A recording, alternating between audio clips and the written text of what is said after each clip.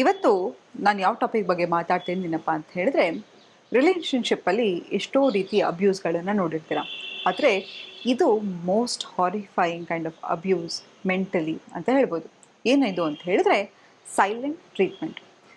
ಎಷ್ಟೋ ಸತಿ ನಾವು ನಮ್ಮ ತಂದೆ-ತಾಯಿ ಆಗಿರ್ಬೋದು, ಅಥವಾ ನಮ್ಮ ಪಾರ್ಟ್ನರ್ ಆಗಿರ್ಬೋದು, ನಮ್ಮ ಫ್ರೆಂಡ್ಸ್ ಆಗಿರ್ಬೋದು, ಯಾವಾಗಲಾದ್ರೂ ಜಗಳ ಆಡಿದಾಗ ಅವರು ನಮಗೆ ಸೈಲೆಂಟ್ ಟ್ರೀಟ್ಮೆಂಟ್ ಕೊಟ್ಟಾಗ ಎಷ್ಟೋ ಸತಿ ನಮಗೆ ವಿಲ ವಿಲ ಅಂತ ಒದ್ದಾಡ್ದಂಗೆ ಆಗುತ್ತೆ ಅಲ್ವಾ? ಒಂದು ಮೀನನ್ನು ನೀರಿಂದ ತೆಗೆದುಬಿಟ್ರೆ ಹೇಗೆ ಅದು ಒದ್ದಾಡುತ್ತೋ ಹಾಗೆ ನಮ್ಮ ಪರಿಸ್ಥಿತಿ ಆಗಿರುತ್ತೆ. ಆದರೆ ಇದರ ಬಗ್ಗೆ ನಾವು ಅರ್ಥನೇ ಮಾಡ್ಕೊಳ್ಳಲ್ಲ.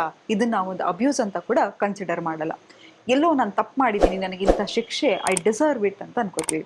ಆದರೆ ಒಂದು ತಿಳ್ಕೊಳ್ಳಿ, ಹೆಲ್ತಿ ರಿಲೇಷನ್ಶಿಪ್ ಅಥವಾ ಹೆಲ್ತಿ ಬೌಂಡ್ರೀಸ್ ಹೇಗಿರತ್ತಪ್ಪ ಅಂತ ಹೇಳಿದ್ರೆ, ಮಾತಾಡೋದಾಗಿರುತ್ತೆ. ಯಾವುದೇ ಒಂದು ರಿಲೇಷನ್ಶಿಪ್ಪಿಗೆ ಬುನಾದಿ ಏನಪ್ಪ ಅಂತ ಹೇಳಿದ್ರೆ ಕಮ್ಯುನಿಕೇಷನ್. ಅದು ಬಿಟ್ಟು ನಮಗೆ ಶಿಕ್ಷೆ ಕೊಡಲಿಕ್ಕೆ ಸೈಲೆಂಟ್ ಟ್ರೀಟ್ಮೆಂಟನ್ನು ಮಾಡಿದ್ರೆ ಅದು ಕೂಡ ಒಂದು ಅಬ್ಯೂಸ್.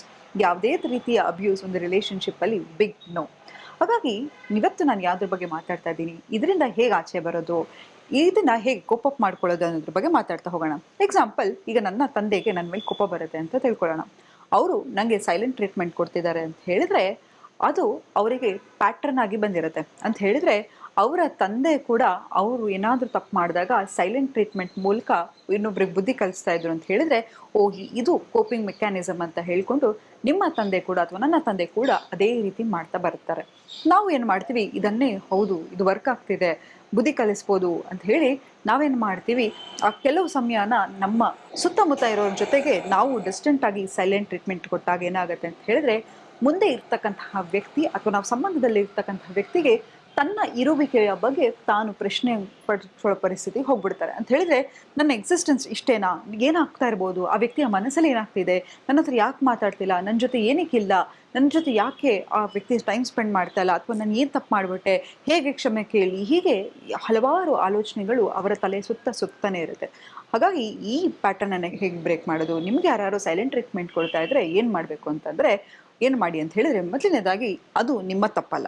ನೋಡಿ, ಈಗ ನನಗೆ ನಿನಗೆ ಜಗಳ ಆಯಿತು ಅಂತ ಇಟ್ಕೊಳ್ಳೋಣ. ನಾನು ಹೇಗೆ ರಿಯಾಕ್ಟ್ ಮಾಡ್ತೀನಿ ಅನ್ನೋದು ನಿಮ್ಮ ರೆಸ್ಪಾನ್ಸಿಬಿಲಿಟಿ ಅಲ್ಲ. ಆದರೆ ನಾನು ಅದನ್ನು ಹೇಗೆ ತಗೋತೀನಿ ಅನ್ನೋದನ್ನ ರೆಸ್ಪಾನ್ಸಿಬಲ್. ಈಗ ಎಕ್ಸಾಂಪಲ್, ಯಾರೋ ಒಬ್ಬರು ಬಂದ್ಬಿಟ್ಟು ನಿಮ್ಗೇನೋ ಒಂದು ಗಿಫ್ಟ್ ಕೊಡ್ತಾರೆ.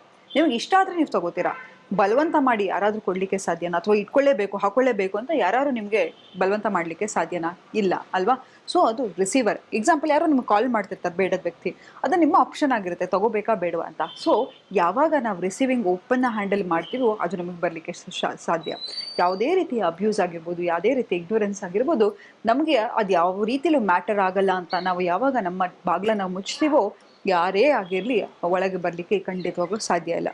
ಹಾಗಾಗಿ ಇಂತಹ ಒಂದು ಅಬ್ಯೂಸ್ ಆಗಿರ್ಬೋದು, ಇಂತಹ ಒಂದು ಎಮೋಷ್ನಲ್ ಡ್ಯಾಮೇಜನ್ನು ನೀವು ಕನ್ಸಿಡರ್ ಮಾಡಲಿಕ್ಕೆ ಹೋಗಬೇಡಿ.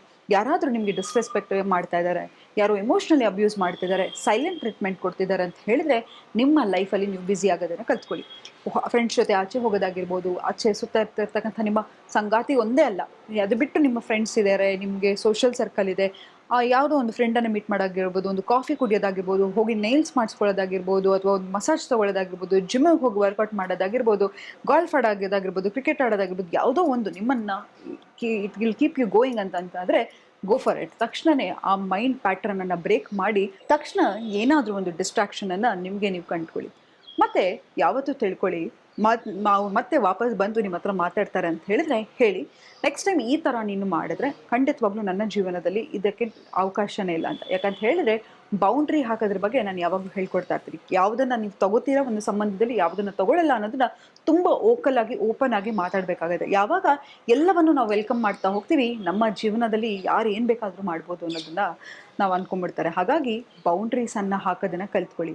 ಯಾವುದನ್ನು ನಾವು ರಿಲೇಷನ್ಶಿಪ್ಪಲ್ಲಿ ಸಹಿಸ್ಕೋತೀವಿ, ಯಾವುದನ್ನು ಸಹಿಸ್ಕೊಳ್ಳಲ್ಲ ಅನ್ನೋದನ್ನು ತುಂಬ ಕ್ಲಿಯರ್ ಆಗಿರಬೇಕು. ಮತ್ತು ಸಂಗಾತಿಗೆ ಕೂತು ನಿಧಾನವಾಗಿ ತಿಳಿಸಿ, ನೋಡು ಯಾವತ್ತೇ ತಿಳ್ಕೊ, ನನಗೆ ನಿನಗೆ ಮನಸ್ತಾಪ ಆಗಿದೆ ಅಂತ ಹೇಳಿದ್ರೆ ಅದನ್ನು ಮಾತಾಡಿ ಮನಸ್ಸಿಂದ ಇರ್ತಕ್ಕಂತಹ ಕೆಟ್ಟ ರೂಟನ್ನು ತೆಗೆದು ಆಚೆ ಹಾಕಬೇಕು ಹೊರತು ಅದನ್ನು ಬ್ರೀಡ್ ಮಾಡೋಕ್ಕೆ ಬಿಡಬಾರ್ದು. ಯಾವಾಗ ನಾವು ಮಾತಾಡದೆ ಡಿಸ್ಟೆಂಟ್ ಆಗ್ತಾ ಹೋಗ್ತೀವೋ ನಿನ್ನ ಮನಸ್ಸಲ್ಲಿ ಏನಾಗ್ತಿದೆ ಅಂತ ಗೊತ್ತಿಲ್ಲ.